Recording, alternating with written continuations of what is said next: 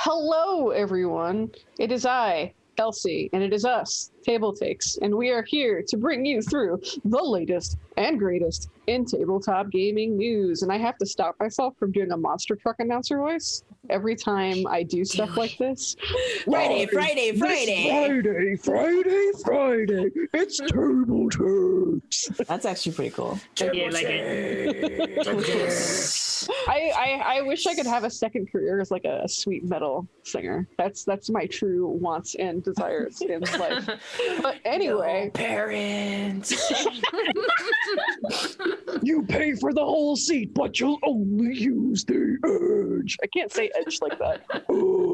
Anyway, welcome to TableTakes. We are here to bring you the latest and greatest in tabletop gaming news. And boy, do we have a week full of some stuff to talk about, and it's gonna be a good one. But first, I would like to introduce the crew, the gang, our illustrious hosts here. Let's start with Emma. Emma, how are you doing today? I'm doing okay. You get to not sound confident. Okay, this is gonna be like the nerdiest thing. This morning, I looked at one of my succulent plants we talked about on the show before. I'm very enamored with my succulent plants, maybe a little obsessed. And one of them was looking a little sad, and then I found a bug on it this morning, and I was looking under a microphone, and it was like, is that a bug? Because there's all these like bits of dirt and stuff on them. There's a bug eating my succulent plant. I'm so mad. What kind of bug? Do you know? They're called mealy bugs, which is really gross, but they like go in there and like make spider webs and eat them, and it's a nightmare. I'm like, how do you even get into my house? My house is a fortress. I live on the 16th floor. I don't know how these bugs got onto my plants. So now I have to like spray it and like repot it and stuff. It's fine. I can do it. I'm glad to know, it's just like your plants are sad and you're like, what's wrong with you? And I saw the little thing and I recorded a video of it. Yeah. That's a big mood though, because that happened to my cilantro. I was growing my own cilantro because I use it in everything. Yeah. And I was like, what are all these things on my cilantro? And it was covered in aphids, which I didn't know what aphids were until I didn't know that they just like, they don't eat the plant. They just suck out the plant blood. Yeah. Basically. They're rude. Like a shriveled husk of delicious herb past. Yeah. It's like, why you do this? They'll even like make you your own plants. I know you have to live. Nature finds a way, like they said in the chat. But in positive news, I found out that the driver of the Wienermobile is called a hot dogger. Oh, good. Wait. That was real. Wait. I missed why we're talking about the Wienermobile. I missed that whole thing. I don't know. I was just like, where did you see a Wienermobile? I didn't. Okay. When was the last time anybody saw the Wienermobile? I got to ride the Wienermobile. It's one of those like things. No, it's not a sausageer. It's one of those things that is just in the communal consciousness that I don't even know if it really exists, but just comes into your brain every like 6 years or something. You're like, oh my gosh, the Wienermobile's a thing. I don't even know what it does. I just have this image of like flying down the street with mustard coming out the tailpipe and like hot dogs flying out the window, and you give free hot dogs to people. Maybe, I don't know. I have seen it. I have definitely seen it because I remember seeing it as a child and being like, the Oscar Mayer Wienermobile. They give you a wiener whistle. There's a wiener whistle? Yeah, if you get to ride, I got to ride on the Wienermobile, plebs, and they give you a wiener whistle after you ride it. It's actually a really tight space, and they have like a suicide door you can open up and go up the stairs and into. It's very tight. It's a very tight space. I have a new goal that I did not expect to leave this conversation with, and that is to get a wiener whistle. A wiener whistle. That's probably the most important thing I've heard in my whole life. So thank you. Oscar Mayer Wiener. The thing is, though, is that like do you guys know what driving the boat means? Do you guys Okay. It's not that bad. It's not as bad. Driving the boat is like when you're in the club, right? And you're all, as we all do, and you're like pouring liquor down another girl's throat. That's called driving the boat. It's like, is that called driving that doesn't make any sense. It's a whole thing with Nicki Minaj and Meg Thee Stallion. I don't have time to describe it to you. Okay, so like I feel like there needs to be something like that, but it's the equivalent of driving the Wienermobile. You know what I mean? Like it just sounds evocative. Driving. How did we get here? There's a really important question in chat, though. If you whistle with the wiener whistle, does it summon the Wienermobile? It's like Gandalf Like a calling dog whistle. Shadowfax. It's like Honestly, it's just a just like gallops across the plane. It's just a cheap plastic one that's like this and it's shaped like the wiener, and you blow it. I'm really glad a raid showed up for this exact conversation. By the way. It's important because the crux of this is it popped into my head, as many things do, and I asked Google, my Google Home, who drives the Wienermobile, and Yeah, I got that. I just want to know why. Do you not think about the Wienermobile in the middle of the night? Do you think about applying in the application process? You get paid for it. You get the thrill of the open road. This is a job that thrill someone of can the hot have, dog road. and it has one of the best names ever. I don't know any of you anymore. You're all strangers to me. Disowning us. We should go. Hi, Raiders. We're talking Raiders. about the Wienermobile. Hello. We'll get to games in a second. Yeah, you should go on to the next person because Okay. I have failed. Yeah, I feel like we'll talk my about update. wieners forever. Bonza, you just got something cool in the mail. Why don't you show it off? Show and tell. Da-da-da-da! This is just the cover, but I did get Oath. I got Oath in the mail recently because we were trying to find it all over. We really did try all the friendly local gaming centers, but none of them had it. So I had to order it. Sorry. I really did try my due diligence to That support. cover art looks gorgeous, though. Oh, the whole thing is gorgeous. I only brought the cover, the top part, because it was a whole box, and we tried to learn it. We're still learning in process. It's kind of a big chunk to bite, if I'm going to be real honest. But I do like how they have the whole setup. Like when you first get the game, please read the instructions first, because the whole deck is set up initially so you can do a run through of the playthrough. I've heard of people like just opening it up and then they're like, let's set it up, and shuffling all the cards, and then then That's what tough you do. luck. Yeah, it's like automatic. That's really cool, though. So are you gonna try like learning the rest of it this weekend? Yes, we're gonna try, because my gaming group, we kind of like COVID packed together. So we are the same group that we've been hanging out. This is my only like other exposed people that I hang out with. So we're each trying to learn we've been finding YouTube tutorial videos on how to read it. It's such a pretty game. And also the board, I'm going to tell you, the board is like that mouse pad texture. Yes, dog, I'm sorry. I need to play Oath. Sorry, my dog is just being sassy today. But yes. We're going to be learning it, and also we're going to be picking up Root. We just have a whole category of games that we've been trying to like gather and have. Yeah, I think that's a big mood, is us kind of returning to the outside world and doing stuff like Isabella, who's doing some cool things, aren't you? We're excited for you. I would say that some of y'all need to slow down on going outside. As we are entering a severe spike in COVID cases, and maybe going into another personal pan pizza. I'm gonna need y'all to relax, but social distance pan pizza.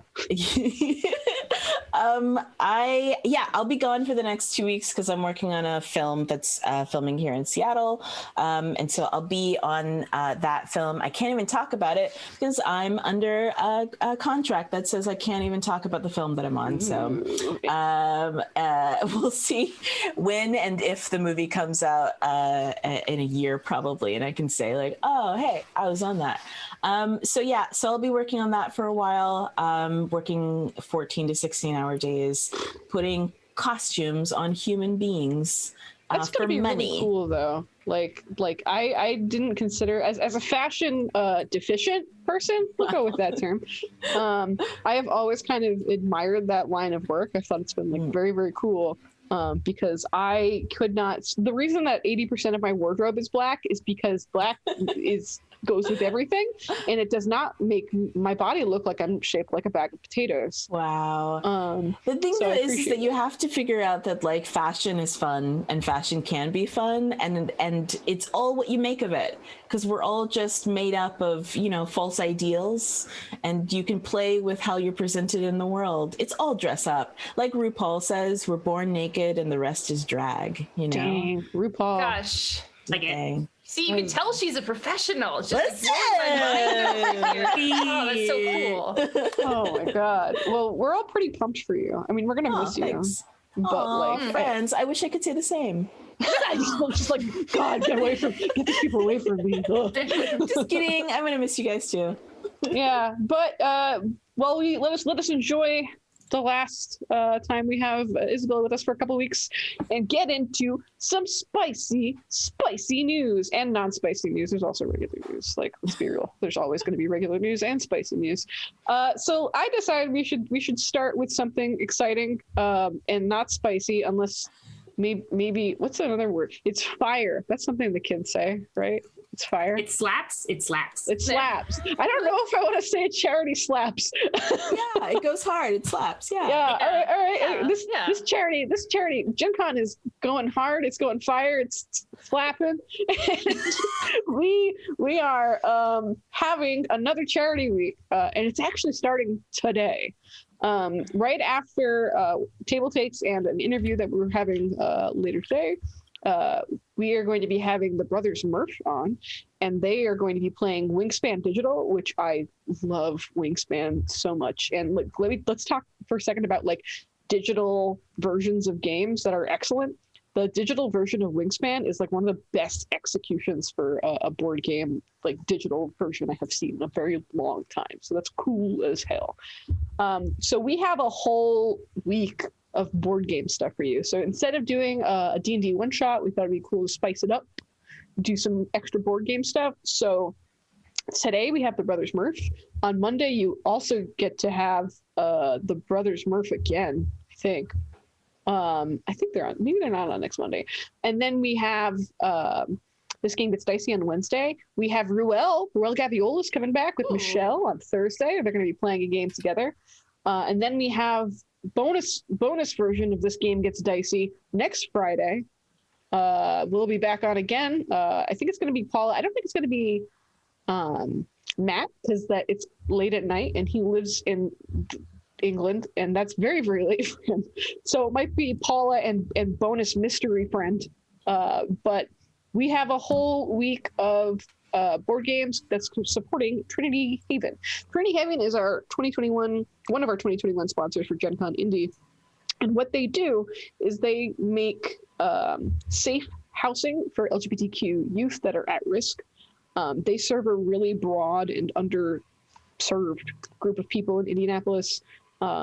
Indianapolis is not particularly liberal. I think, well, Indianapolis is, but Indiana at large is not. And so there are a lot of policies in place there that can really damage those folks. And so Trinity Haven is doing a lot of good work to make sure that these kids are safe, that they have some place to go, and giving them the structure and homes they need to live their lives and grow up and become humans that will help destroy the patriarchy as we want them to. So I am really excited to be helping them out. If you do, what's this punctuation? Exclamation mark. That's what this punctuation looks like. If you do exclamation mark donate, you can donate at any time during this stream. Actually, it's open now.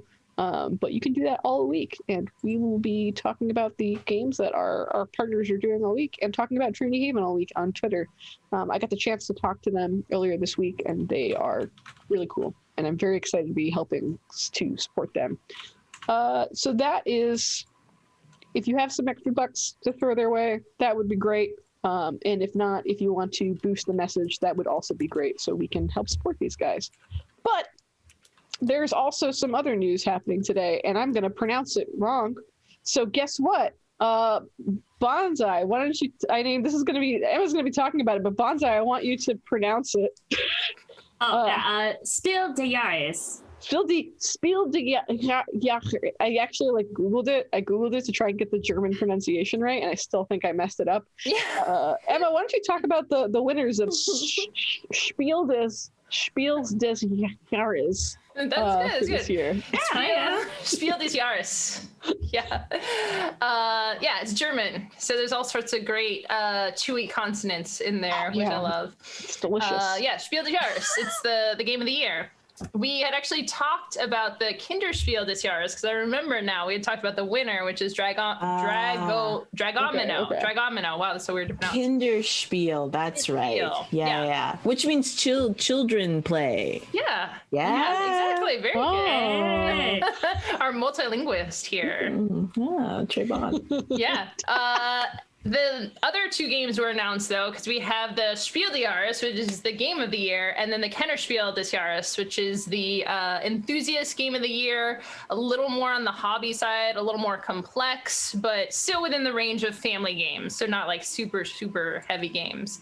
But yeah, let's get right to it. Micro Macro won the Spiel des Jahres, so congratulations to Micro Macro. I haven't actually gotten a chance to play this yet, but it's Where's Waldo with mystery solving. You get a giant city map and use an actual magnifying glass to look at the map and look for clues and solve cases. It's great for adults and children alike. The Spiel des Jahres is always really targeted towards family, with some complexity to it too. So it's not quite kids game, but it's something the whole family can enjoy. I've played a lot of the previous Spiel des Jahres winners, always really super solid games here. And usually pretty accessible, easy to figure out, easy to learn. So that's good too. So again, congrats to Micro Macro. And then Paleo won the Kennerspiel des Jahres. This is a co-op Stone Age survival game. So seeing a co-op game on here is always super cool. It's really tightly themed with different modules that allow for variety and surprises. So you have different options and configurability when you play. Looking at the pictures of it too, there's some really cool components and just ways that things are organized with the cards and little chips, which makes it really easy to kind of see what's going on. So super cool. And again, of course, Dragomino as the Kinderspiel des Jahres. Everyone, there's usually an award ceremony for it at, I think it happens at Spiel or elsewhere. You should definitely look up the award ceremony though, because there's people dress up in costumes and stuff. It's definitely a very big, elaborate thing. This Spiel des Jahres is the biggest board game awards in the world. So this is super exciting just to see this, announce it. And if you are looking for just like the cream of the crop games, something that's very likely to satisfy your gaming urges, definitely check out one of the games on this list. Yeah, I feel like it's been very much like the year of co-op games, just because like the nature of people wanting desperately to not fight about something and just like work together on a goal instead. Yeah. Which is a big mood, but yeah, and I feel like there aren't often, because there's not like a co-op game section. I feel like it's usually competitive games that show up in here. Don't quote me on that, but from the ones I've seen in the past. So yeah, it's cool to see co-op in here. Yeah, I have looked at Micro Macro before because visually Micro Macro looks like super cool. And it's been on my list of like things I would like to try playing. Paleo I hadn't heard of though before I started looking at this, and Paleo looks really cool. And I like co-op games because like in my gamer group we have very like people who like to beat you with rules. And so I feel like with those types of personalities, it's really good to have a co-op game to play instead. Yeah. So it's like, you can use your rule knowledge to help me instead. Let's do that. Yeah. To beat me into a pulp. Yeah. And other gaming news involving, well, I guess it's not really beating people to a pulp, but you do that in D&D, I guess. Strixhaven has been in the news lately because of some interesting stuff with both subclasses and ownership of magical colleges. So, Bonsai, why don't you talk a little bit about that with us? All right, so we could get into the nitty-gritty of a lot of this stuff. I'm going to just go ahead and briefly just say, fantasy can also grow into a new age of coming, and we could have accredited wizarding schools. And, sometimes we need to take things back, schools. take things like properties back that we love and add them to things that we already care for. So it's a less problematic, tied to less problematic people. Just saying, hint, hint, cough, cough. So I'm down for these accredited wizarding schools and sorcery schools in my D&C realm. Welcome the new age. Let's go ahead and address that. Wait, we're not talking about the Phoenix Online of no, it's not actual credit. It's just like in the world of D&D, instead of it just being like there's only wizards that go to this, like in apprenticeships and one-on-one journeyman kind of state. Yeah, but shouldn't you give the context for what's so context, sorry, before I went to the rant, I just went passionate because I was like, yes. So if you guys aren't up to date, Wizard of the Coast has introduced D&D Magic the Gathering crossover with basically this is called Strixhaven. It is establishing a magical school for wizards and sorcery with various different classes and houses that have to either, one is a very artsy class, a mathematic class, one that is very power hungry and driven by getting power, not to like similarities to other schools that is in the magical realm. But D&D 5th edition is coming up. This is also, of course, a crossover with Magic the Gathering, that they're working with the curriculum of chaos. They first released 5 different subclasses, each tied to a different school in Strixhaven's.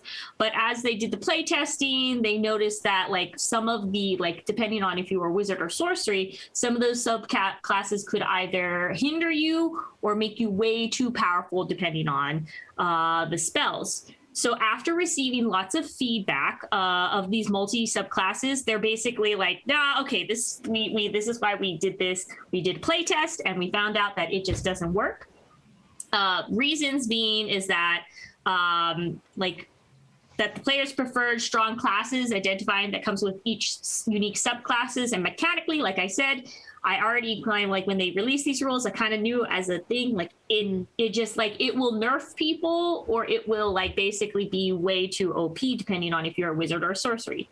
They are prepared. They were already prepared for this possibility and outcome, so they're falling back to their backup plan, which is using feats. So instead of these being subclasses, they're going to be applied as feats, which will be available for wider range of people who role play and play D&D, and instead of using the subclasses. So they're going to go ahead and throw these new rules out and see if people like the flavor of this instead of the subclasses. And like I said, this will be available for everybody, multiple classes, so it won't be just for wizards and sorcerers. You could have druids and such have these subclasses as well.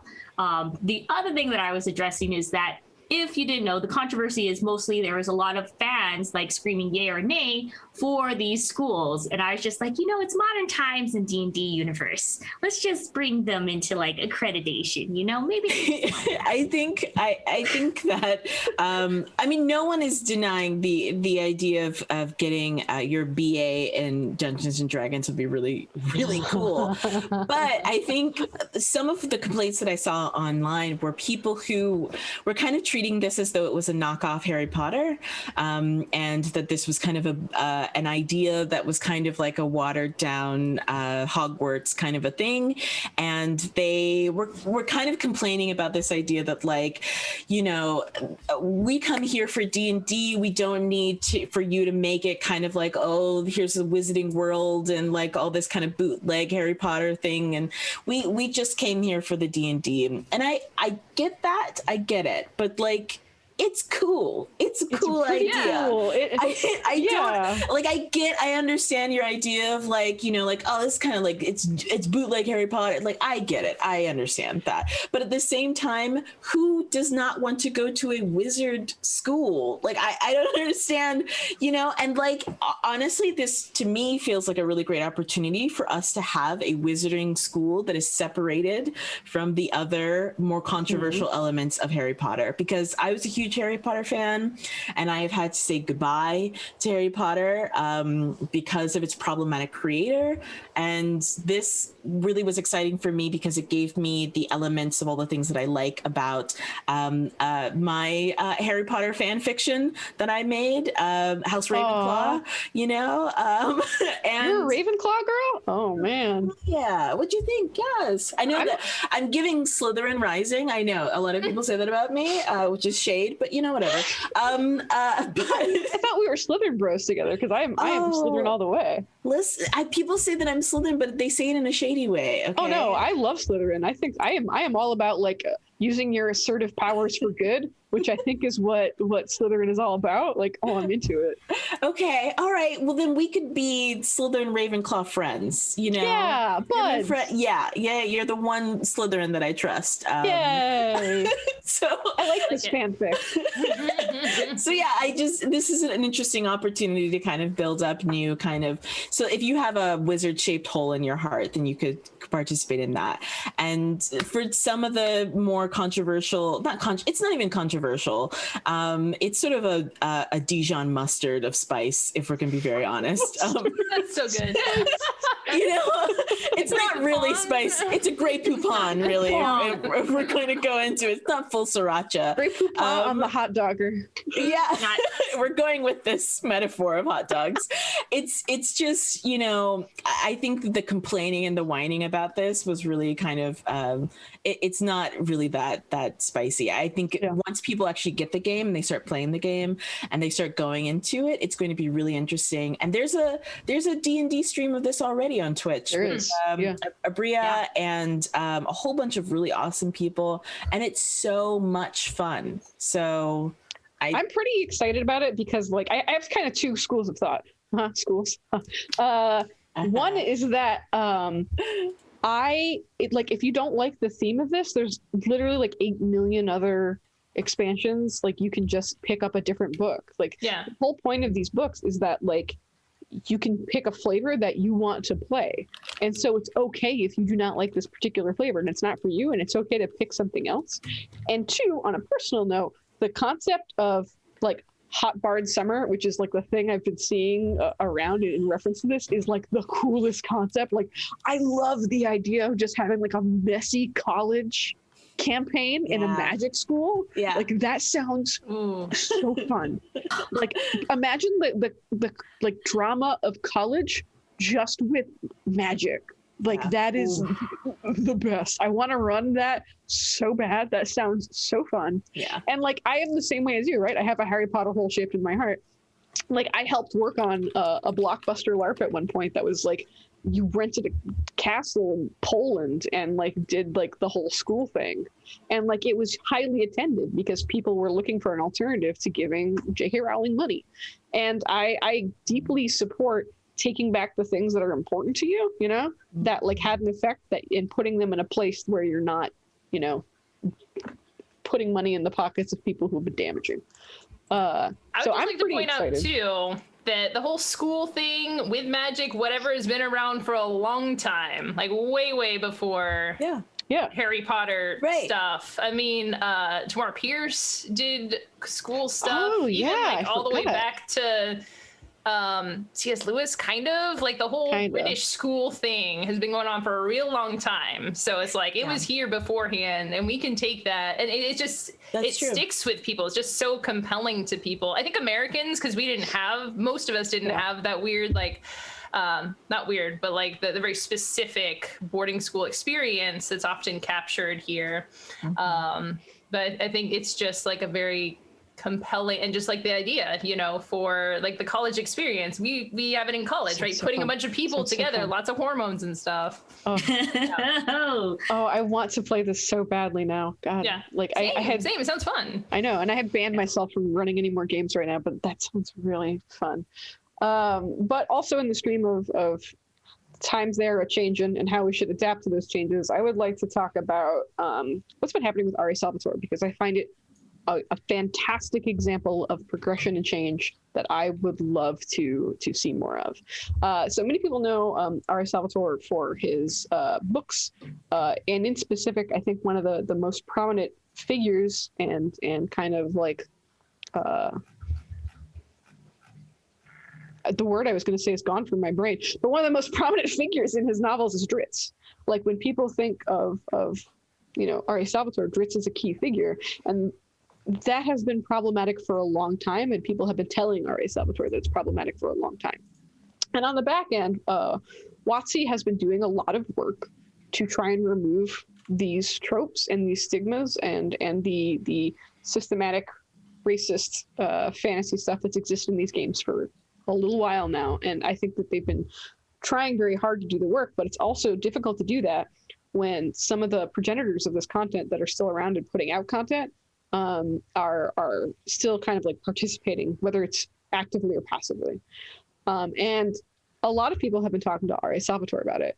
And he finally said, I understand now, and you are correct, which I think is incredible. And to be honest, to me, I did not expect that to happen. Like, I go in hoping for the best, but expecting the worst in a lot of these cases. And it's very cool to see the opposite happen. And one of the things that he said in his interview was that, for people like him in his 60s and 70s who did not grow up having this be like a commonplace feature of their lives that they have to talk about and they need to address, that it was a huge learning curve for him. And he appreciated people telling him and talking to him about this, so he did understand. And so what he's doing is he's not like erasing drow from existence, but what he's doing instead is building out that culture and building it to be much more vibrant and alive and thorough in how it's presented.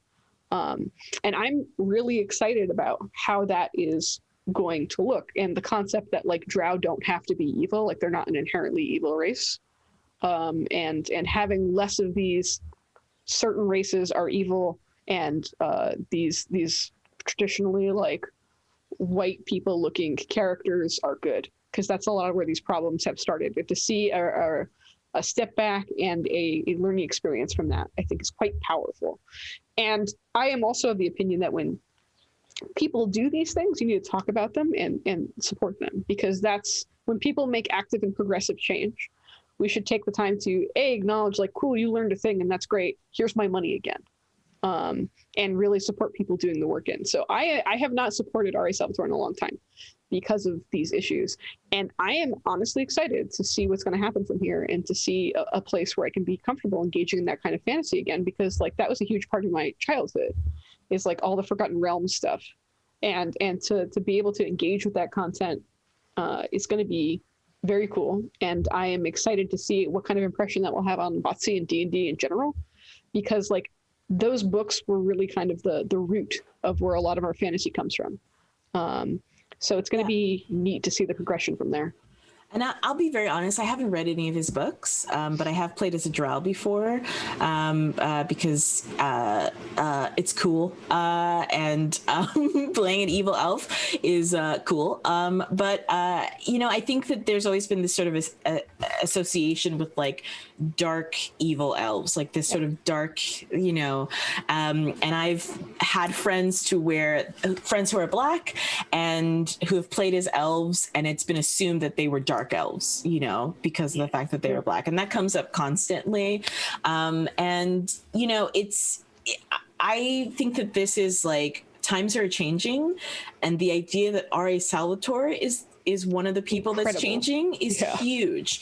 That's really something, because on the show we've talked a lot about the struggle intergenerationally with games, right? The kind of people who came up with games before, and the new generation, or the new players that are making the games more inclusive after, and how we've kind of butt heads, and I include myself in that later half. I really kind of went back into games recently, like within the past decade, comparatively to people who've been playing games since like the 70s, and it's been a struggle generationally. But to have somebody, I never thought that he would have come out and said, actually, you guys are right, and we need to revisit this stuff. And it's not like he's saying like it's all trash. He's just saying that maybe we need to expand the way that we write these characters and add more nuance to these characters, which is awesome. That's not a bad thing. And when you have people who are the sort of grandfathers of this stuff, the sort of older icons, and they say change is okay, we're good, we're not going to die, the genre's not going to die, the games are going to explode in your hands, we can make the changes. I think that signifies to other people that they can also make the changes as well. So I really applaud him for doing this stuff. It's late, but it's happening though. Is that He did not like, and Derek actually had a good point too, is that he's doing it of his own volition, not because of like a specific like backlash thing. And I think that's a really important point, is like he's not doing it as a reactionary thing, which is something we're going to be talking about a little bit later with like the stuff with Blizzard. But like we'll get into that. But the fact that he came out on his own and said this and made these changes, like that says a lot. And it really does, I think, give me faith that we can continue to work together with some of these like granddaddies gaming and granddaddies of fantasy, and work together on something. It's like something I've been talking about in the background a little bit with my peers. It's like, I would love to put together a program where you have some of these older generational folks working with like younger names in the industry to come up with a new game, because like I think that there is a real interest in returning and looking back at like older style games, and doing that in a fresh lens sounds so cool. And I would love to see more of these bonds being made, so we can work and progress and get to a point where more people feel comfortable with engaging in that content again. It's pretty cool. I think it's important to look at the players or the consumers of this content, and usually the backlash that you get, like from a mechanical perspective, there's the nice thing about the evil races thing is like, oh, well, we don't have to worry. We come across them in our campaign. It's simple, like all this coded language, like it's easy. It's like, oh, we just murder them. We don't have to stop and think if we should maybe talk to them. And I really think anyone who has that kind of mindset and who is upset about it and is like, oh, well, if we don't have any evil races, maybe we can't just go around murdering everyone. It's like, yeah, well, maybe that's not such a bad thing. And just kind of the privileged perspective of a lot of these entrenched gamers. It's like, hey, you as a privileged person live a life in which your day-to-day living, you often don't have to examine things and like look at the nuances of things. And because that's what people say. It's like, oh, well, I don't want to have this wokeness or whatever in my games. What they're really saying is they don't want to explore the nuances of things, and they've never been forced to before, right? Yeah. So I think that this is really good and really powerful. And if you are you can feel lost, for things changing. Change is hard. But if you're really rebelling or like angry about this, I think kind of just digging in and realizing it's like, hey, what does it mean when I just have a class of sentience, right? That is just inherently evil. Like games reflect life. So I think it is important to kind of to take some time to think about this stuff, even in our fun time, right? Like that's when is a better time to do it. It's one of those things that our fun time is, we take that back with us, and it feeds into our everyday life, right? So if you're feeding this into your everyday life, it has unconscious effects, and in many cases conscious effects as well. Yeah. And so I'm happy to see this kind of change. I hope it keeps going. I think the fact that he did this on his own and was like, cool, yeah, let's do it, it leaves a lot of room for other people to do the same, and this conversation to continue. And I hope he has these conversations with his peers too, because like he does have the ear of a lot of his peers and can definitely talk to them about what he's doing, and I think more importantly how he's doing it too, because I think a lot of these creators have especially ones that have such massive libraries and catalogs, trying to figure out like, well, how do I go back and fix all of this? Like, can't I just say it's old now and then like we'll just ignore it? And it's like, I think you're right. I think getting ahead of this stuff is much smarter than allowing it to blow up in the controversy, for it to go viral and then drag you down. Because we've seen that happen a million times, where like something goes viral and they're like, it's problematic, and then that person who created it doubles down on their stuff, and then that drags it out for even longer, and then we have to drag them on TableTakes, and so It's just like, it's better to just be like, you know We what? don't want to. We don't enjoy this. We don't enjoy it. It We stresses want us to talk out. about. We want to talk about R.A Salvadore doing cool stuff. Let's do Yeah. that. We love this. We And want so- this. We want more of this. Yeah, like it's so much smarter to get ahead of this stuff and to sort of be like, I looked at my back catalog, points were made. It's not like he doesn't know what's going on in the culture right now. And then to get ahead of it and to get ahead of that stuff, it's just so much better and it's so much smarter. And like everybody needs to do this because I will drag you. I will do it. I will not hesitate. Be like R.A Salvadore, just a sentence I never thought I would say. Yeah. R.A Salvatore, thank you for progressing. To step away from I don't know, learning experiences for a moment and back into awards. I got, well, not really awards, I guess kind of recognition. To no one's surprise, hobby games are on the rise. Who could have expected this or knew this would ever happen? Wait, Emma, what do you want about the dragons? Oh, I forgot dragons. Oh, Okay. it's okay. I was totally fine to roll, but hey, dragons! All right.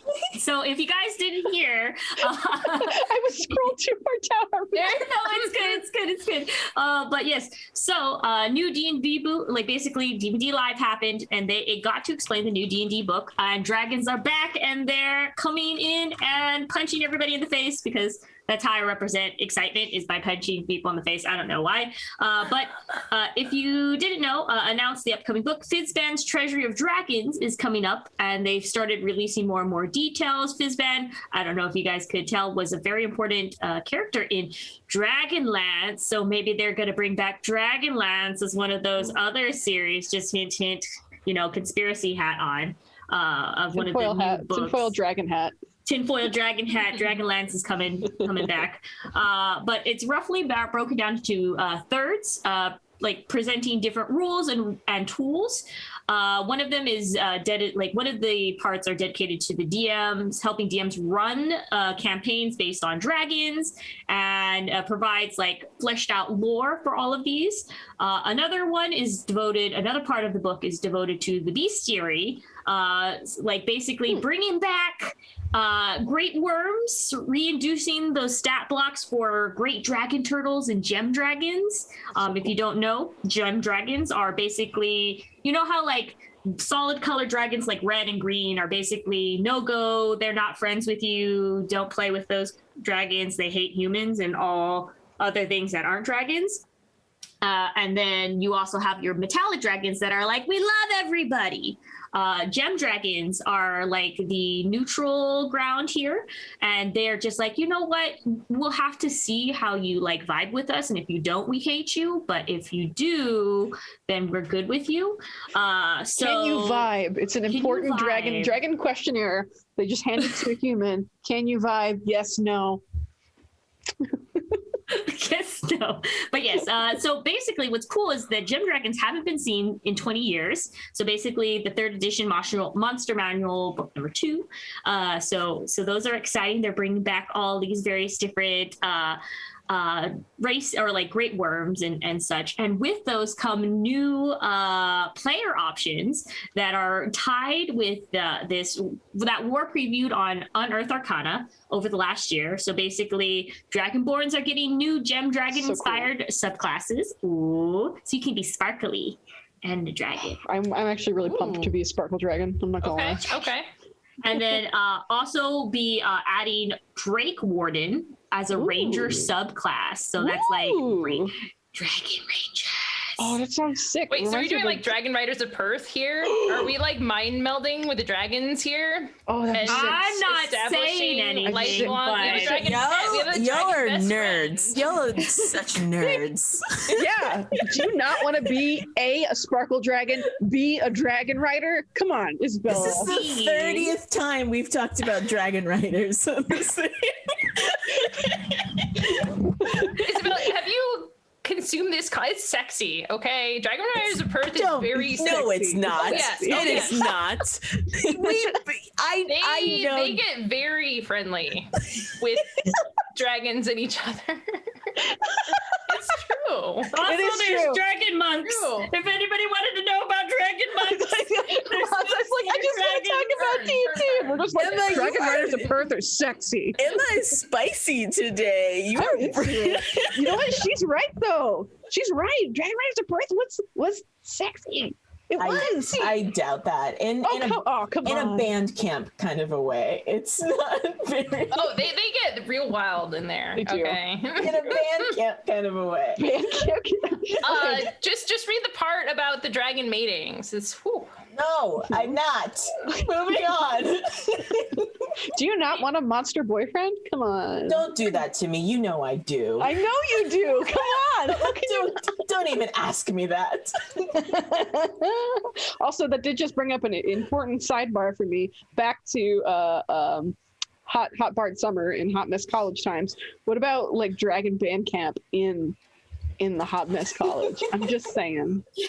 Oh my gosh, just all together. Just Do it. This is the whole like hire Kelsey. This is the whole like hire me for your D&D GMing needs. I will make you the queerest hot mess with dragons that you have ever played. Drake Warden school, and maybe there's a Drake Warden school because they have a school. Yeah, something. yeah, they have like do. a system, and then like the wizard school, and they're like next to each other or something. Man. Oh, they're like rivals, but it's like sexy rivals. Oh my god. This fanfic. I'm writing this fanfic. I'm writing this plot. Start playing games. Start playing games. Get on. Hire me. I'm ready. Oh my god. I know. I like Devin from Start Playing Games is like, why am I working with this person? Like, please stop. Get them away from me. But yes, dragons. That's the announcement. Dragons. All right. I'm gonna pull the plug on dragons before this gets any spicier than it already is. All right, now we're actually gonna talk to Emma about hobby games on the rise. This is so much tamer. It's like a roller coaster. We'll figure out something. Don't worry about it. Hobby sales were up strongly in the first quarter of 2021. So we've talked a lot about last year was just on fire for board game sales, role-playing game sales, mini sales, card game sales, just everything up, hugely up. And it hasn't slowed down in first quarter of 2021. Obviously, first quarter 2021, still a lot of people locked down, even now. Still a lot of people hanging out in home or smaller groups, where they're breaking out the board games. A lot of people are getting some opportunities to play board games in person. So this rise has not quelled, and I only see it going up in the future. We have the link here. We can probably post this because there's a lot of cool stats. ICV2 has broken down the top games in every category, which is cool to kind of look at what's going on. We talked about before, we're not sure exactly where these numbers come from. It's some sort of retailer hearsay and other stats from other places, but it's a list of numbers, which is cool. For the top 10 collectible games, Magic the Gathering, obviously on top, then Pokemon and Yu-Gi-Oh! D&D Icons of the Realms, which I'm actually not familiar with. I am interested to see Flesh and Blood up here, because that's a game I haven't gotten a chance to play yet, but a lot of people got very excited about that. So that's number 5 on the list. So that definitely got up there. And then I also just think it's funny that HeroClix is just I was going to mention that because I literally thought HeroClix was dead. It is. People keep saying that just like every 10 years or whatever. It's just like, oh, HeroClix is dead. And then all of a sudden just like, oh, wow. Yeah, because like I go to my game store and they're just like in a giant tote and back for like get 5 for like $1 or whatever. Yeah. So because of that, I just assumed that like this was not actively being played, but I guess I'm wrong. No, still going strong. Then we have the Hobby Channel board games. Gloomhaven still right there at the top, unsurprisingly. It's been really cool to see just how long it hangs out there for as big of a game it is. People are still buying this just 30-pound brick of a game and still playing it. And that kind of speaks to people play with friends and enjoy it and get their own copies, and a lot of transmission that way. You can also play... It's a game that you can play long campaign. So, if you're kind of stuck at home, it's a good option. Number 2, Betrayal at House on the Hill. We were talking about this before the show. It's just fascinating to see just how old that game is and how long it stays on there, even the core version of it. Mm-hmm.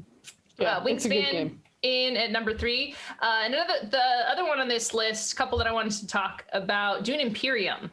So that's a very recent game and has already gotten up to number 4. That one, I just hear about it everywhere, just constantly people talking about it. I talk about it. I really enjoyed the game. So awesome game. Rutan Azul still on our list. And then Unmatched is another newcomer here. This has been one, because it's a tactics game. A lot of tactics games came out over the last year or two. And it's interesting to see them kind of bumping up against each other. Unmatched was the one that kind of came out on top, and they continue to release really popular content for it. I think they have a Deadpool version just came out, yeah. So it's just the breadth of everything. They have Robin Hood in there, and then Medusa and Deadpool. I'm so confused about how they even pick their stuff for this, but good on them. It's a really fun game too. So cool to see those. Moving on to the Hobby Channel card and dice games. Some of these tend to be a little more casual. Codenames right at the top. I forget if it has been on the top in the past, but I know this year we had the digital version, like the free digital version, come out. So it's interesting to see that even with that, it's continued to do very well. Smash Up, another old game. Exploding Kittens, of course, is up here. And then the only other one that's kind of new to the list, Unstable Unicorns, which I haven't seen that much out and about. So it's cool to see that is doing so well.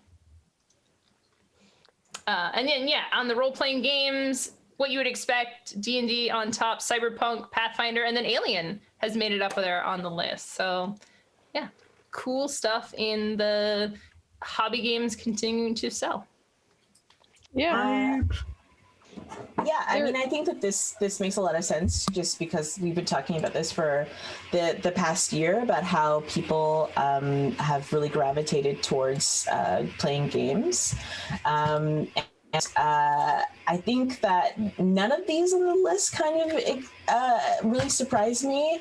I mean, the Dune Imperium stuff, I mean, we were inundated with Dune stuff, which, by the way, oh my God, I disappeared.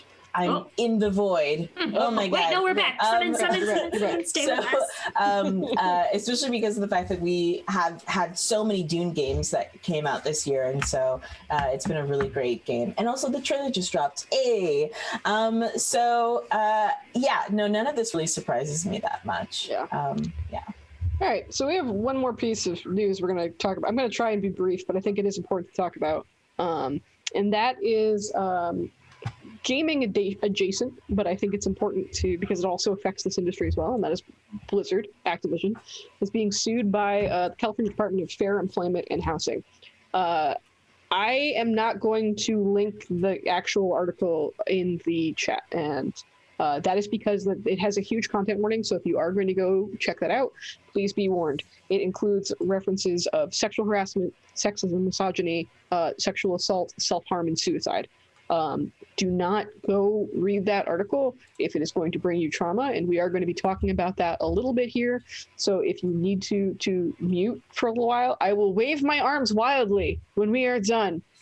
Content warning. Yeah. So be advised.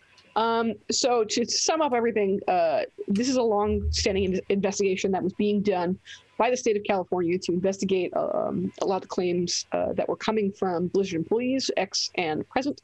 And the state of California thought it was bad enough that they're actually bringing Blizzard to court. And a lot of these claims are really, really scary stuff, especially towards women and people of color. There is a lot of behavior that is frankly horrific as far as like how we are talking about women and the jokes that we're making and division of labor and pay.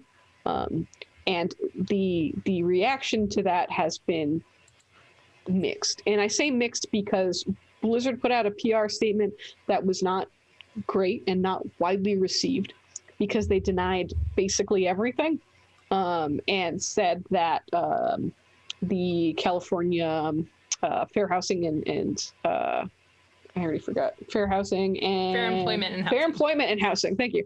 Fair Employment and Housing was just like not investigating and didn't work with them enough, and that all of these allegations were false or old. And it's worth reading their official statement. I will also say that the president of Blizzard released an internal statement that was much different and much more placating, I would say, and talking about how they couldn't believe that these things were happening and that they have to do something to fix it and that sort of language. I think one of the things that really kind of shocks me about this is that anybody is shocked by this. I think that's the thing that really kind of upsets me, because if you've been listening to women or people of color or queer people for any length of time in gaming, you would not be surprised by any of this. Blizzard has been in the news before. This was not a secret. This was, I mean, they hemorrhage women and people of color as employees constantly. The turnover for them is super high. And people have vocalized their issues before, and we've all been in this for a while. We've all been publicly female presenting and queer people, and we've all been out there, and we know that this stuff happens in gaming a lot. And the problem with Blizzard, one, is besides the fact that it's huge, so it's like, how do you get away from something that is this influential and so massive, but also because of the fact that it's cultural. It is a cultural issue. So it's more than just firing people. It's about the culture that they fostered and the idea that a group of nerds is made up of the most aggressive, mean-spirited, sexually harassing, racist, vile people. Because I read that report that came out from California, and it is sick. It is vile stuff. And so the idea that a group of nerds who constantly put themselves as being like, oh, woe is me, I was bullied in high school, nobody wanted to date me in college, can also be the people that are doing this kind of stuff, to me is so frustrating. It's so frustrating. And I wouldn't wish any woman, any person of color, any queer person or trans person to work for Blizzard or Activision, because I can only imagine the hell you have to go through. Nonetheless, the amount of people, I was reading about how people were passed over for promotions, you know, by people who had a tenth of the amount of experience, or the frustrating, everything that you can possibly go wrong in a work experience went wrong here. And I don't know. I was just mad at them because they didn't put black women in Overwatch. Yeah. Like I was prepared to stay mad about that, and then this came out, and I was like, all right, cool. I guess I'm getting mad at it. And for context, you like thinking about it. It's like, oh, look. Here's a concept of the thing we do. Nah. Yeah, like here's the art for it. It's great. Yeah, just like nah. Yeah. Yes. I'm still mad about It was Mercy. I'm so still bad. mad about Mercy, and now I can be mad about this too. And for context, like, I have been playing World of Warcraft for over a decade. I have a World of Warcraft tattoo on my back. Like, I have been, and the reason I've been so heavily involved in World of Warcraft for this long is because it provided me a safe space for me to lead my community of queers and play games together. And this is very much like, we were joking about J.K. Rowling earlier and about how, you know, a lot of people have had to divorce her from their content because they've created something important for a group of people with this content. And we find a lot of Blizzard folks who are players in the same kind of struggle. So on our server last night, we had a huge sit-in protest in-game because we had all canceled our subs, but we were sub-locked, which means that we had already prepaid for them over to a certain amount of time. So we have decided to use our remaining subs to protest in the game, as well as be vocal about it in the real world as well. They raised over $8,000 last night for Black Girls Code, which helps. It's such a good group, by the way, if you don't look into it. And then there's several other groups that are going to be donating, including my guild. We're running a fundraiser this weekend as well.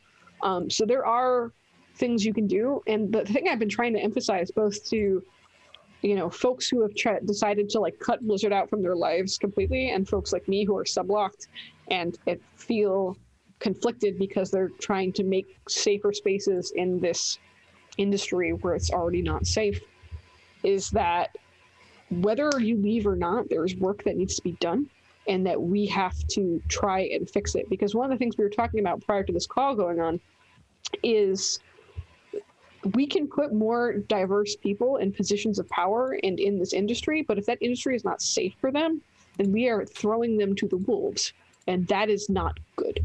Yeah. So we need to put the work in now to make sure that when these young people are going and getting ready to work in this industry, that it is safe for them to do so. And that extends to our industry as well, because we have the same problem in the board game industry. The same thing has absolutely existed. So our job, whether you choose to remain or you choose to leave and cut Blizzard out of your life and black over your tattoo on your back, your job is to still put the work in, and my job is to still put the work in too. So it's a good point to take a step back and look at our own industry. If you are in a position of power in a company, if you're a developer of a game, if you are a designer of a game, and you are, white, straight, male, any of those things, to see how your position and how your company handles this kind of stuff, because you are in the best position to do that kind of work. And to my folks who are women and people of color who are choosing to still work at Blizzard, like, my heart is with you right now. And please let us know what support you need, because that is, I think, the most important thing.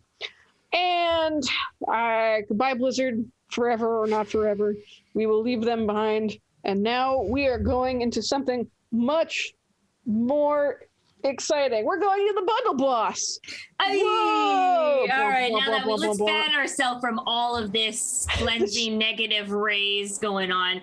I'm gonna go ahead and go real quick. This week on Humble Bundle, this charity also, it's gonna be benefiting Direct Relief, which, hey, COVID's still going on, pandemic's still going on. Direct Relief helps get resources and everything to hospitals and people who need the equipment and supplies to help calm down this mess. But what you're going to be getting is Fate World and Toolbooks. Fate, if you ever really want to play an RPG that is very narrative first and fail forward kind of game, Fate is something that I would really, really recommend to you. You get the base core books of all the Fate core books, including 5 toolkits meant to tweak your game for specific settings and add up rules like horror, space, and just basically improve accessibility for people who want to play characters that are either disabled or have, other impairments of some sort. But yes, it's just, hey, let's have accessibility. And also, if you want the regular, just Fate is really cool. Like I said, narrative based and can handle any sorts of game. If you're really if you have an idea of a game that you want to play, like a fun college frat party fun college experience, college experience with dragons and wooing dragons and bards, you could play that in Fate. So it only costs about, for the tool collection, $9.95. So if you're considering it, I would highly suggest going over to Bundle of Holding and getting that. Yeah, I think that's a good thing to support. And also, I agree with her. Fate is a really cool system. So definitely go check that one out. Next up, we're going to briefly touch on a single Kickstarter, because we have an interview coming after this. So we are a little short on time, because we were excited to talk about Blizzard and also Hot College Summer. Dragons. And dragons. We were excited about. We maybe talked about dragons too long. Anyway, so Isabella, talk about it. Yeah, I've got the African Board Game Convention. This is happening soon. They're doing a Kickstarter. I really wanted to bring this to y'all's attention, because this is one of the first board games of sub-Saharan Africa. This is one of the really exciting things that's going on in the African continent. I know that some of you are not aware of this, but Africa is not a country. It is a whole continent. There are many countries inside of Africa, and this one is happening inside of Nigeria, the place where they make Black people. And so this is a really cool board game. It's been going on for a couple of years now. This is their second Kickstarter. 2020 was a really rough year for them, as it was for many conventions, and they need help to get the funds to raise money for their next convention that's happening. This is a really cool thing. There's a lot of really great gamers, creators, writers, people that are making games, writing about games, hosting games that are happening in Africa, and Nigeria, which is one of the most densely populated countries in Africa, has a huge community. And I love that they're raising their visibility because of the fact fact that it helps to expand our ideas of who plays games and who games are for.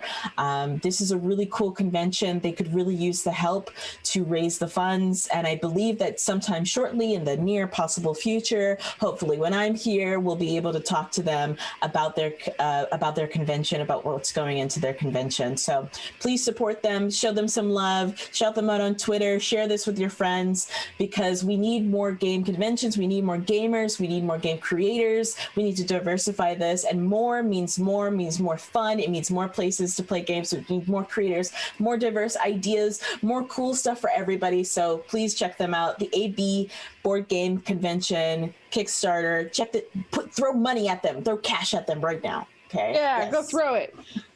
We're very excited. We're going to have them on TableTakes, like Isabella said, hopefully soon. I think we could probably say that to your back, just so you can, that sounds like a cool thing. Okay, cool. But that is going to wrap us on the news for this week, because we have an interview coming up. So I will be here. I am going to be interviewing LARPing in Color, which is a group that is trying to bring people of color to LARP and talk about the issues in the industry involving people of color in LARP, which is a long-standing thing. If you think board games are bad, get ready for your pal LARP. So we're going to be talking about that with them and the cool work that we're doing. So everybody else, Isabella, we won't see you next week. Bye, everybody. We'll see you in a couple weeks. I'm going to get dusted. Bye, everybody. Bye. TVA's come, got me. Bye. But Be back. Emma and Bonsai, we will see you both next week. And stay tuned. I'll be back. Bye, everybody. Take care. Bye. Get vaccinated. Yes. Hello, everyone. We are back, and I am with a whole different group of people than before. My name is Kelsey. I am the community manager of Gen Con and occasional, I like to call myself queer overlord, although no one has given me that title. I still think I should have it. And I am here to talk with a fantastic group called LARPing in Color, who are doing amazing work in the LARP industry right now. And I am here with Lawrence Moore, who's the founder and CEO of LARPing in Color. Lawrence, I don't know if you want to introduce yourself real quick. Yeah, for sure. Hey, my name is Lawrence. I started LARPing in Color as a Facebook page, and then just kept doing stuff and offering some advice. And next thing I knew, I was the founder of like a whole nonprofit organization. So that's my story. But yeah, I'm super excited to be here and to get to talk about what we're trying to do as an organization. Yeah, it's pretty wild how that happens, actually. It's like, oh, this is a fun side project. Oh no, it's a business now. And I am also here with Jeanette, who is the COO for LARPing in Color. Jeanette, would you like to introduce yourself too?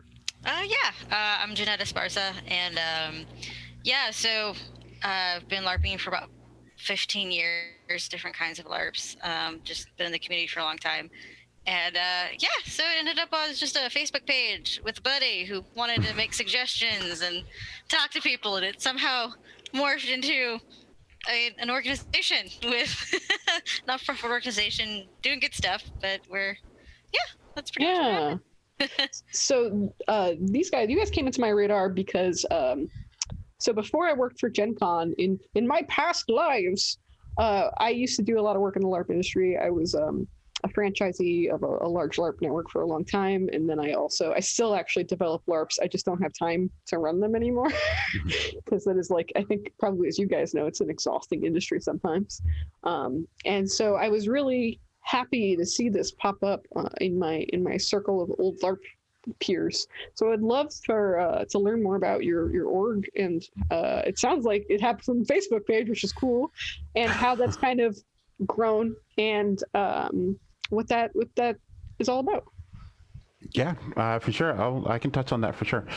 So as I mentioned, we kind of started out as a Facebook page, but before that, I've been LARPing for almost 8 years at this point. And what I'd noticed as kind of a new LARPer was that I was constantly going to new LARPs, and I was either the only person of color most of the time I was the only black person, but more often than not, I was the only person of color, period, on the site that we were playing on.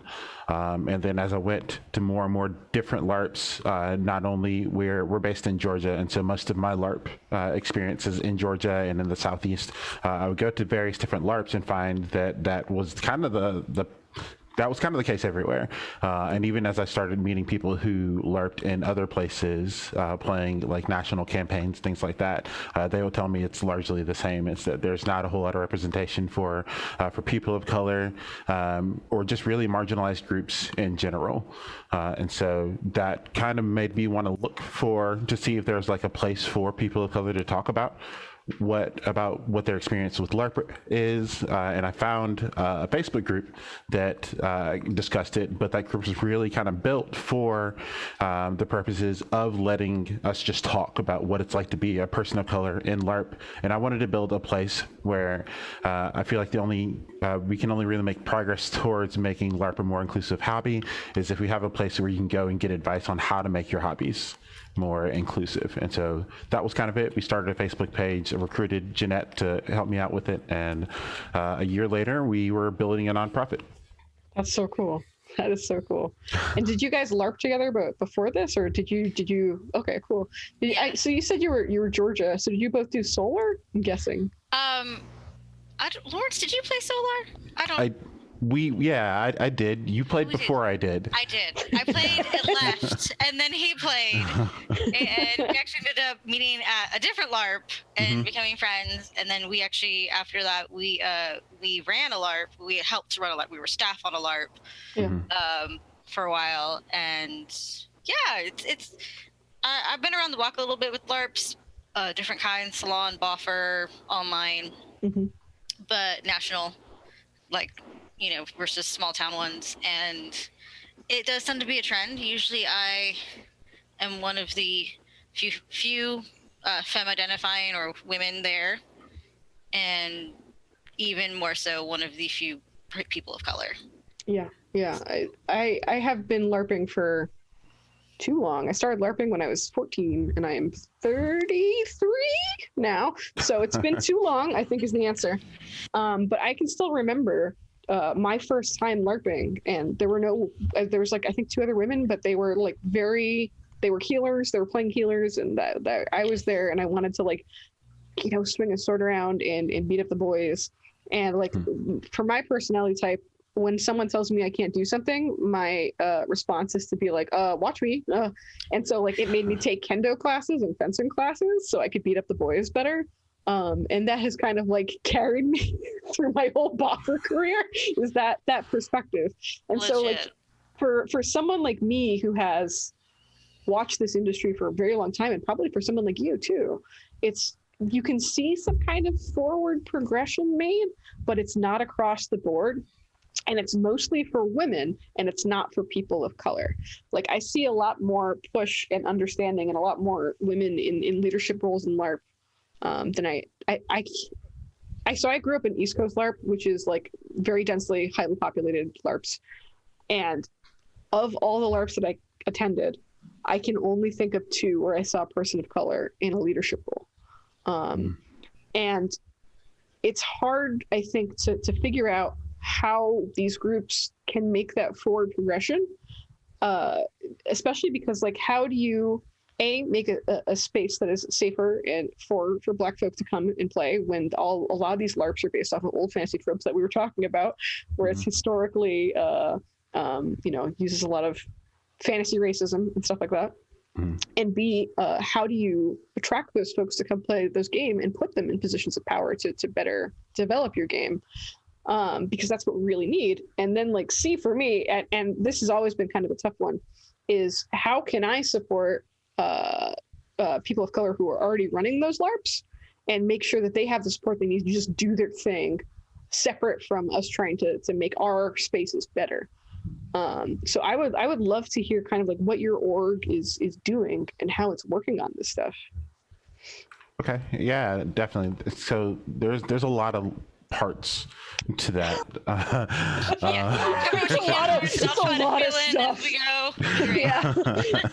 Yeah, but it's all super valid. They're all really good questions, and that's kind of part of what we want to figure out. Like, we have a very educated, diverse team. I actually don't have an education in diversity or DEI or anything like that. I'm usually just the guy that I want to get the wheels turning on things, and then find the people who have the education for it, and I'm willing to do the work to do that. But most of our team has education in this or that, or they've got these skills, they got this much education or experience with LARPing, and I'm super proud of that. And that's part of what we want to kind of do as an organization. Not only do we want to, we want to do a couple things. Maybe I'll start there. Yeah. The primary thing is we just want to kind of ultimately be kind of almost like a one-stop shop for LARP diversity, and not just LARP, but just immersive role play, any kind. So tabletop, we've got a couple people that have some experience. I think it's our chief editor has done some work with tabletop, and then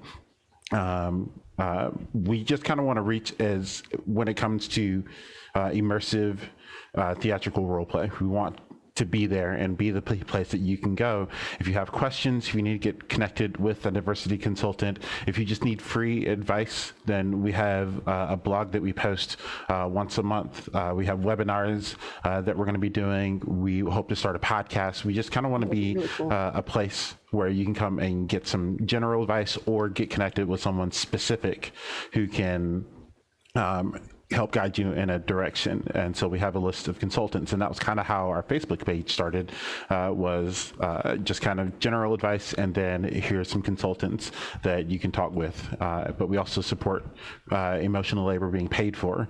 So that's a whole other aspect of the organization. So we've got all these different directions that we're trying to do, and that's kind of what our goal is as an organization, is to normalize all of these things, to make everything that that I've already mentioned, emotional labor being paid for, having someone to go to, having a source to find a consultant to either do a sensitivity reading or just onboard with your staff if that's something that you're looking for. Just kind of be that place that so that there's no longer any question about, like, well, we would have done this thing when it comes to diversity, but there is nowhere to go. We want to eliminate that as being an issue. So that's kind of the high level look at what we want to be as an organization. But obviously we have different programs and operations that we are looking to build into to really build that out.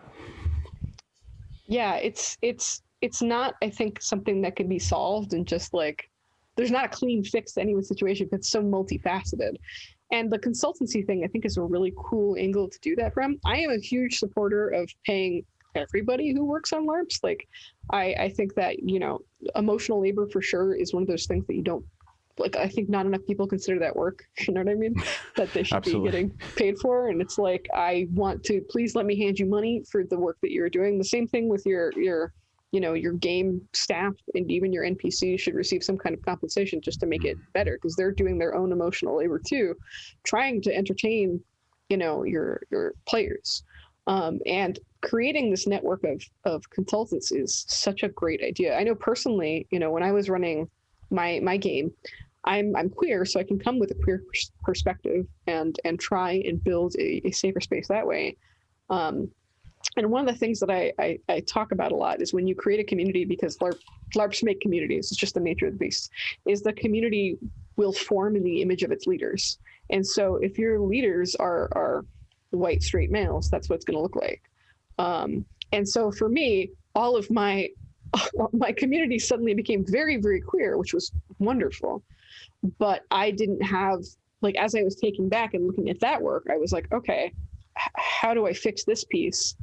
Well, how do we even do this? Where do I go? And I remember finding Facebook groups that were just people of color who were LARPers that either offered, mostly it was a place where I was just listening and watching because they, you know, it was their space and I wanted to learn. So I was watching it. But once I saw that people were starting to put themselves forward as consultants, I was like, this is the real solution. I think that a lot of people need, especially those larger campaigns that do have money or are for profit, especially to make sure that they have the resources they need to put, you know, the right people in place to make sure that this is a safer place and a welcoming place for BIPOC folk. Because it's not like it's not like people of color don't want to LARP. Everybody wants to LARP. Everybody wants to hit nerds with swords in the woods or pretend to be a vampire. Like, it's the greatest. And that was the thing that kind of evolved into it is what we're doing isn't necessarily new. The idea of a sensitivity reader, a diversity consultant, has actually been well established in a lot of other industries, especially writing, creative outlooks, arts, all of that. My sister actually works as an author. But it's the idea we never really thought to apply it to LARPs, and or interactive role play, and it kind of hit us when we realized, hey, there's these things that we think should be done in LARPs because I don't like being only the brown person 300 miles of this LARP, and the community was very helpful. They're like, well, we want to do these things, but we don't know how. We don't know where to go. What do we do? How do we do it? And kind of understanding the idea that emotional labor comes with a cost, and we want to let those groups, like those Facebook groups and those communities that are kind of just there to let people of color, any marginalized people kind of just be and vent and feel what they feel and not have to provide emotional labor. Like, we're here to do it for you. Come to us. That is the point. We want to help you find someone who wants to do the emotional labor to help you improve not just your LARP, but the community itself, because there are people who want to play. There's tons of, POC people in general, who want to play, who want to be involved, who love all kinds of venues of gaming and role play and theater, and they just need to feel like they're welcome and that their voice is going to be heard. And that's what we're trying to do. Yeah, because I think like I find that LARP runners tend to try and be like, they have problem solver personalities, like, and so their personality type and their way to do that is to, unfortunately, often turn to one of the few Black folk that might play their game and then be like, how do I fix this? And then suddenly you have the burden of an entire culture of people. Like, that's so to put that on a player or a friend or a single individual and put that burden on them isn't fair. And I think taking a step back and really looking at like, no, this is real work that needs to get done by a real professional is such an amazing piece of this puzzle. And I'm very glad to see it happening. I'm curious, like, have you had a lot of reception yet as far as from other LARPs? Have you had folks coming to you and talking to you about this work? We do. So we usually get 1 to 2 contacts a month usually right awesome. Now. So we just started as an actual nonprofit organization back in November, and especially since our fundraiser that we finished up in just over the summer, we've seen that kind of step up a little bit, and so we're hoping we really want to ramp up, and it's actually one of the things that we're looking for more now is more consultants, because we're going to hit this point soon where we've got more work coming in than we actually have consultants who have the space for, so that's what we're looking to resolve probably most immediately, and obviously there are lots of little things that we want to clean up, but just the biggest thing that kind of anyone can do for us right now is just helping us get the word out about what we're trying to do as an organization, because our work doesn't happen unless people know that it's available, so both with finding consultants who will work with us as well as finding LARPs who need those consultants. So that's kind of where we are. I feel like we've gotten pretty good feedback. I feel like we'll get even more when we have more consultants who have that space, because the way we work with our consultants is largely that we offer them the work and we work with them to make sure that it's something that they can do. And if they're happy with it, if the LARP that is requesting the work is happy with it, then they connect and then they go off and they do their own thing, and then they just let us know when they're finished. Yeah. It's honestly, it's kind of a good problem to have when so many LARPs are contacting you for this help. It's telling, right, that you have so many people contacting you that you don't have enough people to do the work. Like, and that kind of makes me hopeful that, there is a potential for change in this industry, which has like, we're seeing a reckoning now in tabletop, right? We're seeing like people take a step back and realizing what needs to get changed and why. But it's cool to see that happen in LARP, which usually is a little bit more detached from that industry. So if I am a person who's running these games and wants to kind of make a safer space or or figure out how I can bring more people of color who are comfortable at my table or my LARP or my interactive theater. What are some of the steps that you think would be good to take?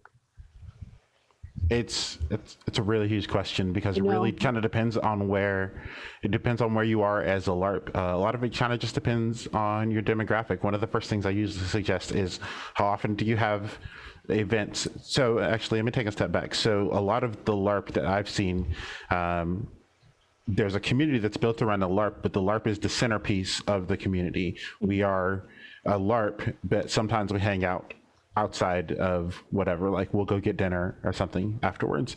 And I think reversing that mentality and making it a community who agrees upon like these safety things, these inclusive practices, and then turning that into the focus of the community, and then you just also happen to LARP together is kind of that first piece, because then you can focus the community on, hey, let's all go watch this movie together, or let's go to this party together, let's go do this big community event together. And then when there are people of marginalized groups who are just curious about like, hey, there's something different about you guys, what brings you all here? Then you can talk about LARP and be like, instead of it being a thing where they have to come out and do, they're just going to meet these people that they hang out with, and making sure that those spaces are already kind of built out and are already inclusive, so that when they come to the thing that kind of unified you already, they don't feel alienated. They just feel like this is another thing that this group of friends do, because that's how we work in real life. We don't we don't build our communities around a central thing. We usually find people that we enjoy hanging out with, and then find things to do with those people. And that's largely, we don't really do that with LARP. It tends to be the other way around. We find reasons to try to hang out with the people that we LARP with, when really should we just hang out with the people that we want to be around, marginalized group or not marginalized group, and then we just also happen to LARP together. That's usually my first suggestion there. Yeah, that's such a strong perspective to have, because it's true. Like it is a very unique hobby in which, you know, we are all here to play this game, and then we try and like patch together this community around it. And I honestly didn't think about it that way until you said that, and that's a really strong point. I know you just finished your big fundraiser. I don't know if you have any other projects coming up that are down the pipe or coming soon this year that you want to talk about. Yeah, for sure. The big one that we're working on right now is, well, we've got two really, but the one we're pushing the most right now is our normalized paid emotional labor grant. And so what we're going to try to do is, and we're right there on the edge of being able to finish this up, is, again, we support emotional labor being paid for, and we want that to be normalized. And so what we want to do, and this is kind of the reason that we went from being just like a Facebook page that offers advice to being a nonprofit organization, was so that we could make sure that legally that we could offer people money to help them get that work done. So because we understand that this is not something that's already normalized, even though it should. Like for boffer LARPs, we pay for making sure that we have safe weapons. If our weapon isn't working, if it's broken, then we either pay to get it fixed or we toss it out and buy a new one. We're willing to do that for our weapons and for our props and for our costuming and things like that, but we're not willing to do that for things for like the emotional labor. And so again, that's not where we should be, but we want to get there. And so in order to help us get there, we want to build this program that if you need help paying for a diversity consultant or paying to have a sensitivity reading done, you can come to us, and then there'll be an application process. We can't promise that everybody that comes to us will be able to be offered a grant, but we want to help the people who really need it the most. And so that's kind of our biggest push, and that was one of our fundraiser goals. I love that, like, because that's the first thing I thought of too, because I know that as a small LARP owner, I paid for my employees, but like the extra money I had on top of that was not that much. And so like trying to scrape together the things to like self-improve on the own business can be tough, because LARPs do not pay well if you run them as a business. It is, when people call it a labor of love, they are being serious. And it's cool to see that you're offering that kind of opportunity out to folks too, because it's obvious that the work needs to be done. And so getting those grants in place to get that people the help they need is super cool. If folks So you mentioned that like right now your big push is just get your name out there and get more consultants in. Is there anything else that people can do right now to help you out or contribute? We are always looking for people to write for us, to be consultants for us. And again, our biggest thing is that we are completely reliant on our donations and our patrons to be able to get this work done. We have a relationship with a group called Playable Theater. You should absolutely check them out. And they are allowing us to, since we are working with them, then donations made to LARPing in Color can be tax deductible. And so you can write that off on your taxes when you donate to us through their link. So that's the biggest thing, is just like with any other nonprofit, we need the financial power to be able to do that. We need money to be able to do the things that we're doing. And so our Patreon is a good place to do that. But then, even more honestly than donating to us or becoming a patron, just getting the word out so that more people can get eyes on what we're doing. That's really the biggest thing that anyone can do. I think if you are a LARPer and you're watching this or listening to this, talk to your org, talk to your leadership team at your LARP, talk to your staff, see if they've talked about this kind of stuff internally, see if they are bringing this kind of stuff up, bring up LARPing in Color, because I think it's going to be very grassroots in that sense, to make sure that the player base knows, so then they can go talk to their staff team. Or like making sure, I would love to make sure you guys can get to Canute Punk or something. Have you guys been to Canute Punk before? We haven't. We actually haven't. Just because of like pandemic world. Oh yeah, we haven't. Timing is bad. Yeah, we started as a nonprofit like deep in the middle of the second wave. So so we haven't gone anywhere. This is only really our second appearance, even being an organization and being interviewed or speaking with anyone. I feel very lucky to have you then. We are very, very new to all of it. But we do appreciate any kind of attention, which I know sounds a little silly, but it's a kind of a two-pronged thing. We want LARPers, we want LARP organizations, we want players to like realize we're here for them to like help solve this problem that seems to be a thing. But we're also looking for consultants, so we need you don't even have to be a LARPer, you just have to be someone who is a consultant who's educated, or at least has the emotional and life experience of the culture that they need, or the perspective that they need, and are wanting and willing to work out some sort of consultant agreement with them. Because I have a lot of friends who are like, I didn't know that they were looking for like Chinese, African American, Black, Native American. Like, they want this? Yes, please sign up. Please, yes, please. Like, they want this, and we will gladly hand over your lovely resume to them and sell you to them, because we want you to be out there and being paid for your emotional labor. Yeah, because like, let's face it, like every single diverse person has to do emotional labor. It is like part of the everyday experience with me. I just watched like your face, Lawrence, be like, oh, like that like deep middle distance stare is just like so relatable, and it's like you should get paid. Like, you're doing the work already in your everyday life. And so if you are a person with a diverse background who is a nerd or finds this topic important, you definitely should like reach out to, this is my call out. If you're watching this, if you're also watching this later on YouTube and you're a diverse person, please reach out to LARPing in Color and become a consultant and talk about your experiences and get paid for them. And you don't have to just be sad and drink a beer afterwards. And roll your eyes about having to live life sometimes with being in certain marginalized communities. You don't have to stare deeply into the middle distance and just like be like, oh. No, we do also support the responsible consumption of adult beverages. I want to make that clear. I mean, yes. Responsible in moderation, of course. In moderation, you may have one cocktail, one adult beverage of your choosing for your emotional labor. Make it part of your contract. I mean, you do you, boo. We're there to connect. We don't write the contracts. You know, you do what you gotta do. All right. Well, I'm so happy I could have you guys on here and try and bring the work that you're doing to light, because I do think it's incredibly important. Because as someone who's like, yep, I am queer, but like, boy, oh boy, am I white, and having to like try and reckon with that in my industry is tough. And it's work that I still try and do as a community manager too, because it's honestly it's the same stuff, and for the most part, it's the same community too. So seeing this kind of visibility and work that you guys are doing, and like I said, boy oh boy, I want to pay everyone doing emotional labor ever. Just carry a little tip bucket around with you. Every time someone asks you a question about diversity, just be like, here's my tip bucket, put it in. And if you want to find LARPing in Color, if you want to support them, if you want to work for them, there are several places you can go. And Marcus, my dear beautiful Marcus, I believe has linked them. Or Arthur, one of these beautiful humans, has already linked them in chat, but you can go to their website, larpingincolor.com. You can support them on Patreon under the same name, LARPing in Color.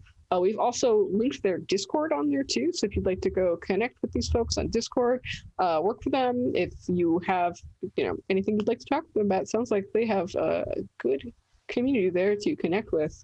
Is there any last thoughts you guys want to share?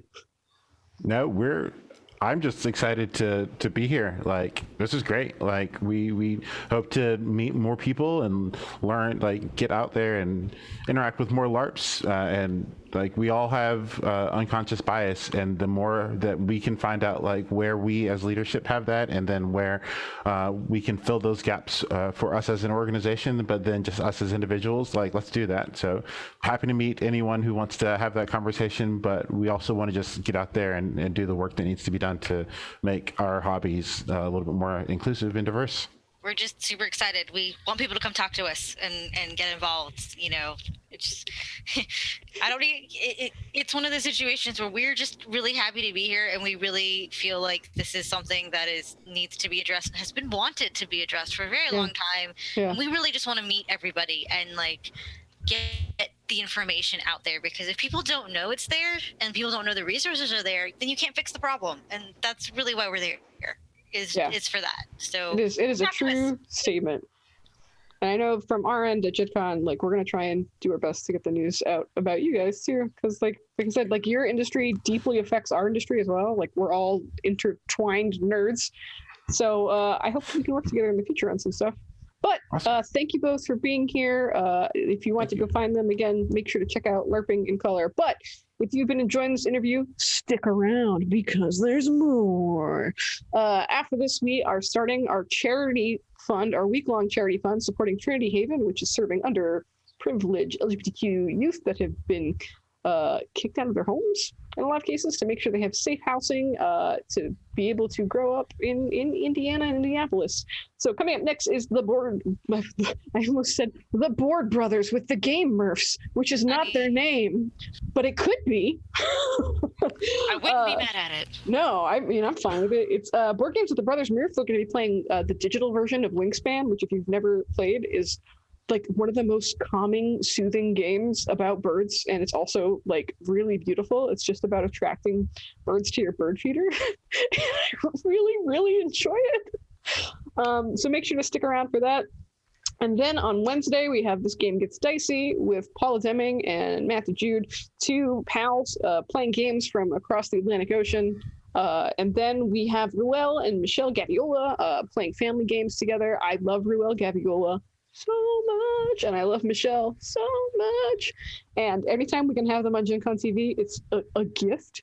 And yeah, so stick around, donate, support Trinity Haven, and check out LARPing in Color, and we'll see you next week. Thank you for being here, guys. Bye. See ya.